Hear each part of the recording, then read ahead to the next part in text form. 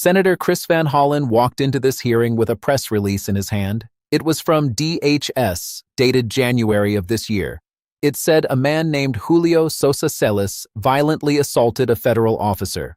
Former Secretary Noem said the officer was ambushed by 3 people with snow shovels and broom handles. Fearing for his life, he fired a defensive shot. That statement was untrue.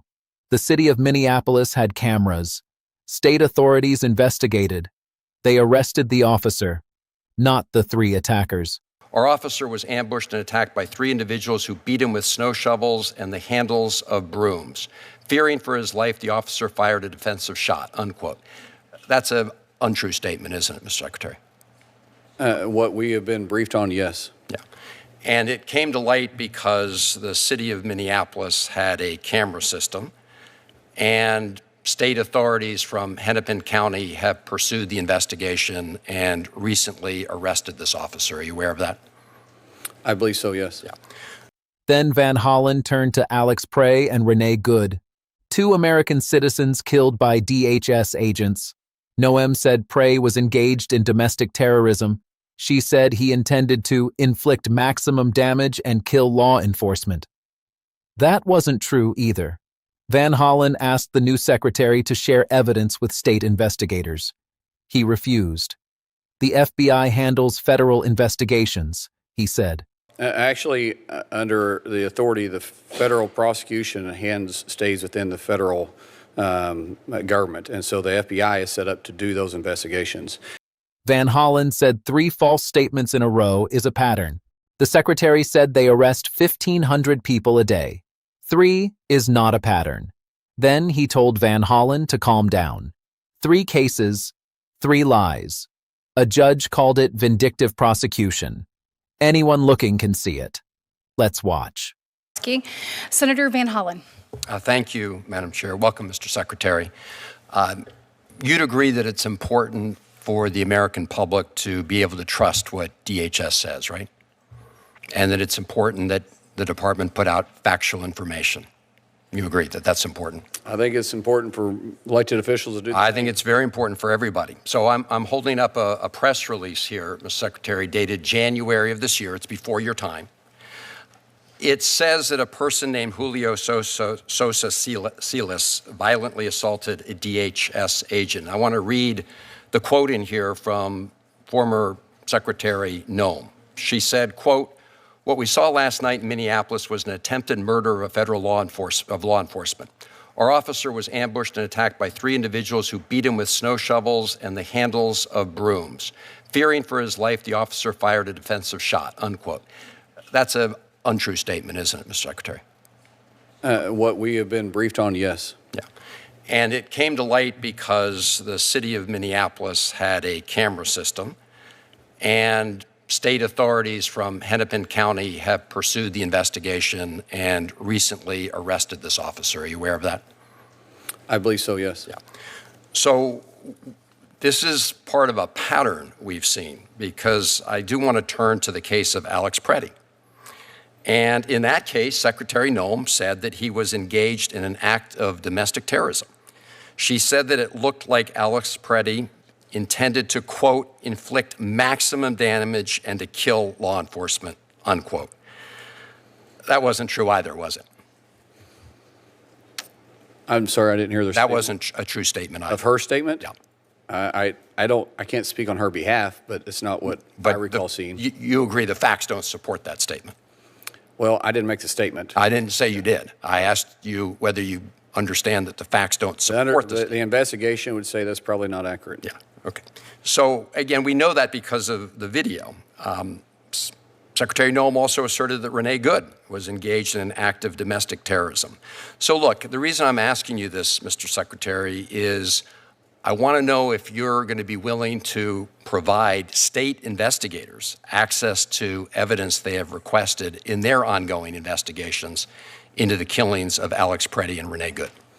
Sir, as you know, the FBI is set up to do the investigation on federal law officers, and we investigate it from the federal side as a federal action, not a state action.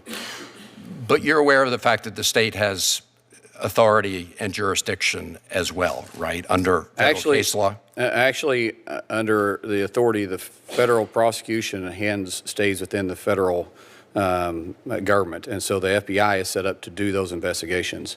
And I do want to say something too. We arrest between Mr. Secretary, I'm sorry, I have limited time. But you said you accused there to be a pattern. If the chair is going to permit additional questions, I was answering what you said is a pattern. Question. You made an accusation that it was a pattern. And Mr. Secretary, I went on. There was a pattern. The Secretary, Secretary Noem said the same thing. But you said all there's statements a pattern, regarding not a pattern. So that's a pattern. She said it with Renee Good too. 1,900 people a day. There is not a pattern of this. Please, the reality that's an exaggeration of words. Words matter. They do. And I will tell you, you of all people should know that words matter. And so when you say there's a pattern, there's not a pattern. Oh, I would say 3 in a row is a pattern. No, sir. Secretary. That's not a pattern. We arrest 1,900 people Let's get out the dictionary, more put your a day. semantics aside. The reality is this is a big problem. There is no semantics behind this. A pattern of 3 people when we average 1,900 a day is not a pattern. You've just acknowledged your predecessor made statements that were not factually accurate. I want to go. So it sounds like you're not willing to share evidence with the state authorities who are trying to get to the bottom of this. And I will just say, Mr. Secretary, that given the statements that came out of this administration, including the White House, it is hard to trust this administration to do independent investigation. That's why it's important. But yet you trusted the last administration? I didn't. I'm talking about giving it to the authorities of Minnesota. I'm just saying, calling Apple what an apple is, or calling orange I want what to an ask orange is. you. Don't sit there and start picking one administration to believe in another administration not to believe. Mr. Secretary, just please calm down. I'm going to ask you about Kilmore Abrego Garcia. Are you aware of the fact that in that case, he has agreed to be removed to Costa Rica and that Costa Rica has agreed to accept them? No, I'm not. Okay. So I'd like you to look into this because essentially what the administration did was say to him when he was returned to the United States after being wrongfully deported to El Salvador, and the administration admitted it, wrongfully deported him. After he was returned, they leveled new criminal charges against him. And they said to him, if you plead guilty to these criminal charges, we'll send you to Costa Rica. And if you don't, we'll send you to Liberia. Well, he said, I'm not going to plead guilty to these charges. And it turns out that just a short time ago, a federal judge determined that the administration had engaged in a vindictive prosecution against him. And so my question now is, will you, the administration, agree to have him removed to Costa Rica rather than engaging in punishing him for pursuing his constitutional rights? That's the question. If you don't have full information here, Mr. Secretary, I understand. Well, my question is the gentleman here in this country legally? Secretary, the time is expired. The person was illegally removed to El Salvador, and this administration has admitted he is still in this country illegally. This is the point is he has said he will be removed to Costa Rica, and Costa Rica has accepted that. The point, Mr. Secretary, is great. If he's willing to do that, we'll have to send him. The point is that they're engaged in what a judge already found to be an vindictive prosecution, and now they're trying to leverage all this to try to get him to go to Liberia instead of Costa Rica. It's a gross abuse of process. Anybody looking at this can see that. The senator's time has expired. Senator Chris Van Hollen used documents, video evidence, and court rulings to methodically expose a pattern of misconduct, calmly pressing the secretary despite being told to calm down. The first case is Julio Sosa Celis. The DHS press release told a story. A federal officer was ambushed by 3 attackers with snow shovels and broom handles. The officer fired a defensive shot. That story was false. The city of Minneapolis had cameras. The video showed something else. State authorities investigated. They arrested the officer, not the 3 attackers.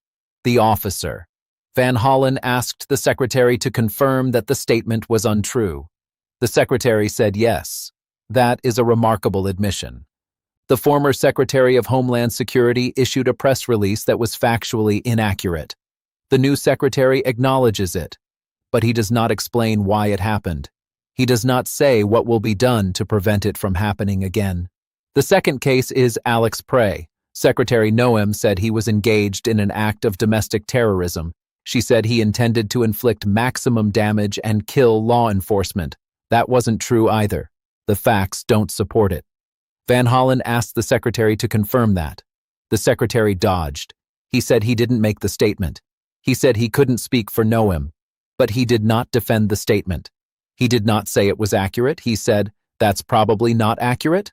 That is the closest thing to an admission that Van Hollen was going to get. The third case is Renee Good. Secretary Noam also said she was engaged in an act of domestic terrorism. Van Hollen does not need to ask about the facts. The pattern is already established. 3 cases, 3 false statements.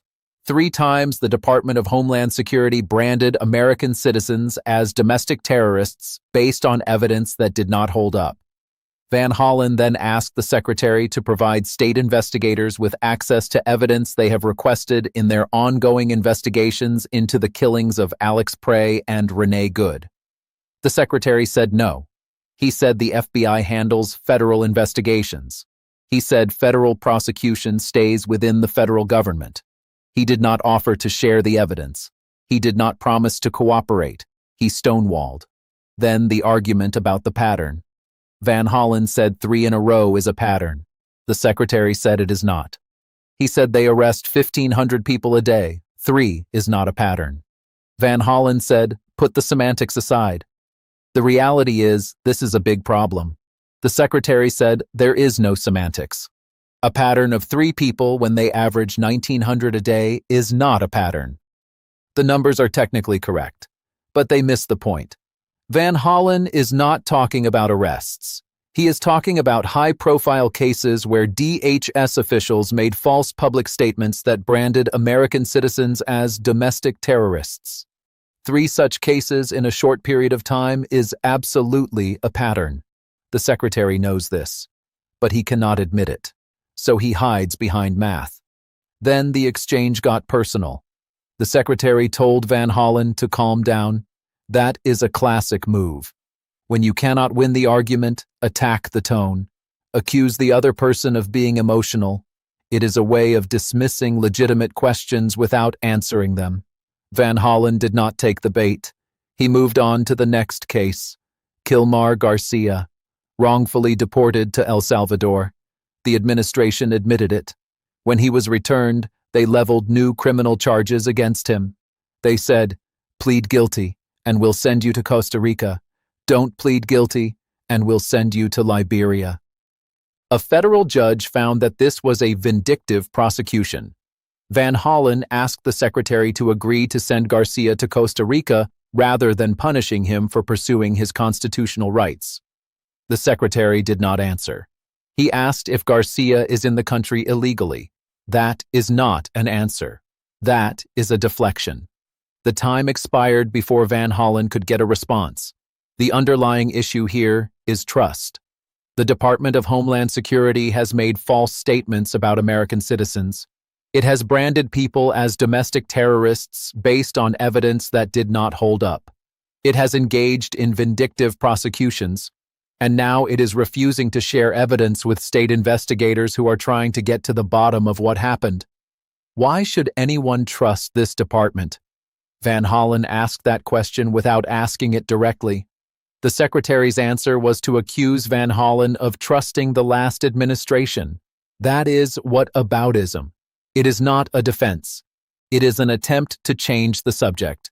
Van Hollen's closing statement is the moral of the hearing. He said the administration is engaged in what a judge already found to be a vindictive prosecution. They are trying to leverage all this to get Garcia to go to Liberia instead of Costa Rica. It is a gross abuse of process. Anybody looking at this can see that. That is the most important sentence of the entire hearing. Anybody looking at this can see that. The secretary cannot see it. Or he pretends not to. But the evidence is there. The press release, the video, the court ruling, the pattern. 3 in a row. Van Hollen saw it. The question is whether anyone else will.